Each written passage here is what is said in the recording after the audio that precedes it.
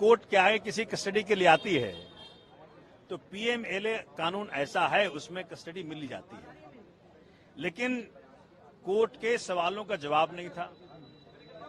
दिनेश अरोड़ा और अमित अरोड़ा के स्टेटमेंट्स को जिन्होंने आधार बनाया, ये दिनेश अरोड़ा, जो हमारे संजय सिंह जी ने भी कहा कोर्ट के अंदर, यही दिनेश अरोड़ा और यही अमित अरोड़ा ने कई बार स्टेटमेंट्स दिए हैं, और एक बार तो इसके स्टेटमेंट में लिखा है कि क्या भैया संजय सिंह को आपने कोई पैसा दिया, वाला नो नेवर। तो ऐसी क्या बात हुई कि आज वो बदल गया स्टेटमेंट? बात ये हुई कि 1 अगस्त को इस शख्स को बेल मिला, ये बना अप्रूवर, और अप्रूवर बनने के बाद 14 अगस्त को ये स्टेटमेंट देता है। उस पर क्यों कोई ट्रस्ट करेगा? वो नेचुरल सी बात है, किसी का तुम कान फाड़ोगे, किसी का दांत तोड़ोगे, किसी के परिवार को धमकी दोगे, आप इस शर्त पे कि भाई तुमको तभी छोड़ेंगे जब तुम इन व्यक्तियों का नाम लोगे। तो संजय सिंह का छोड़ो, वो तो मोदी का नाम ले ले। सर, ईडी ने कुल कितने करोड़ रुपए लेन देन का आरोप लगाया है? कहा है कि 2 बार में 1-1 करोड़ रुपए हुए, फिर 1 करोड़ रुपए बाद में किसी के। ये तो ईडी से पूछो भैया जी, ये तो जीरो। मेरे हिसाब से ये सब हवा हवाई है। माननीय उच्चतम न्यायालय भी देख रहा है इसको, माननीय न्यायालय भी देख रहे हैं इसको। हवा हवाई है, एक नए धेले की रिकवरी नहीं, एक नए धेले का ट्रेस नहीं, एक नए धेले का एविडेंस नहीं। तो कौन किसकी पैसा?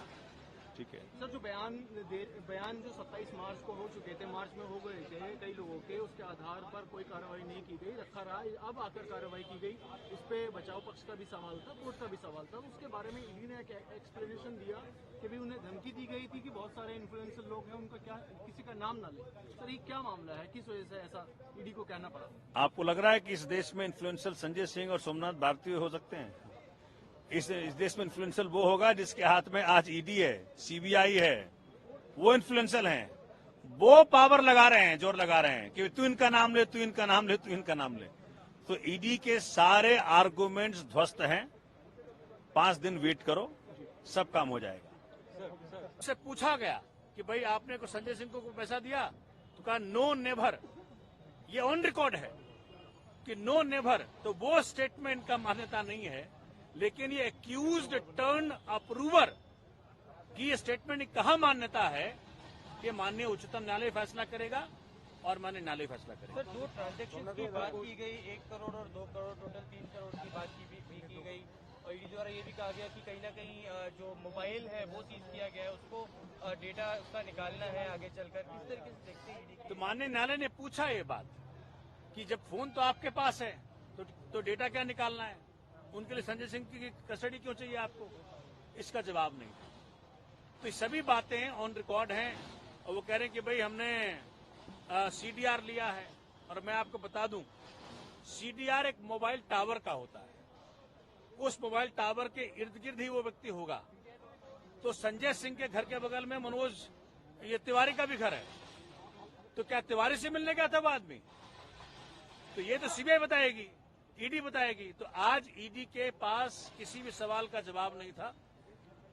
आज ये बहुत दुखद है कि उस शख्स को ये प्रताड़ित करने का प्रयत्न कर रहे हैं, जो कि इस देश के अंदर कमजोर की आवाज, देश के जन जन की आवाज पार्लियामेंट में उठाया और मोदी जी को मजबूर किया कई बार। पहले सदन से निकाला और आज जेल भेजा, लेकिन सच जल्दी बाहर आएगा, ये आपको मैं वचन दे रहा हूं। आपकी तरफ से आगे क्या कोर्स ऑफ एक्शन होगा? क्या आपका कोर्ट जाना है अभी, या क्या कानूनी तरीके से? अरे भाई, ये पहले प्रूफ तो कर लें। इनके पास कोई सबूत नहीं है, धेलेवर का सबूत नहीं है, 1 पैसे का ट्रेल नहीं है। ये सब हवा हवाई है पूरा केस।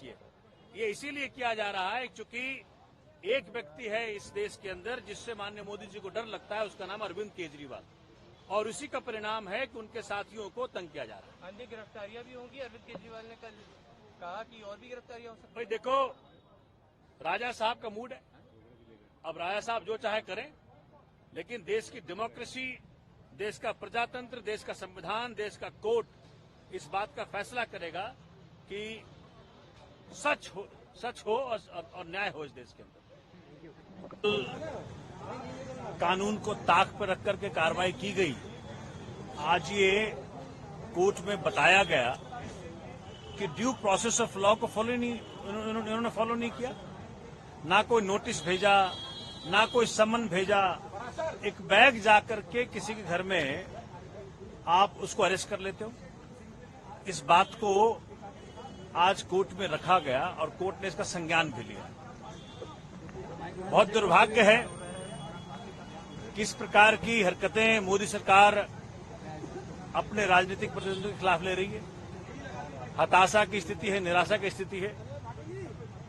ये दिनेश अरोड़ा का स्टेटमेंट कई बार हो चुका। एक भी बार, इनफैक्ट ये ऑन रिकॉर्ड है, आज संजय जी ने कोर्ट के अंदर भी ये बात कही कि कभी भी उनका नाम नहीं आया। और 1 अगस्त को जब उसको बेल मिल जाता है तो 14 अगस्त को वो नाम लेता है। जब वो अप्रूवर बन जाता है तो नाम लेता है। तो पहला जो कोई एक्यूज्ड है आपका, उसके स्टेटमेंट की कितनी महत्ता है ये माननीय उच्चतम न्यायालय भी देख रहा है और माननीय न्यायालय ने भी आज देखा। ये वो शख्स है संजय सिंह जिसने की आंख में आंख डाल करके मोदी जी के बात की। मणिपुर पे जब सवाल पूछा तो संजय सिंह ने पूछा। दिल्ली की जनता के हक को जब मारा गया तो संजय सिंह ने सवाल पूछा। सीखो सियासत को बचाने के लिए आपकी बेहद ज़रूरत है। आप हमारे चैनल पर न्यू विजिट किए तो हमारे चैनल को सब्सक्राइब कीजिए ताकि मैं कोई भी वीडियो अपलोड करूं तो आप तक पहुंच सके आसानी से।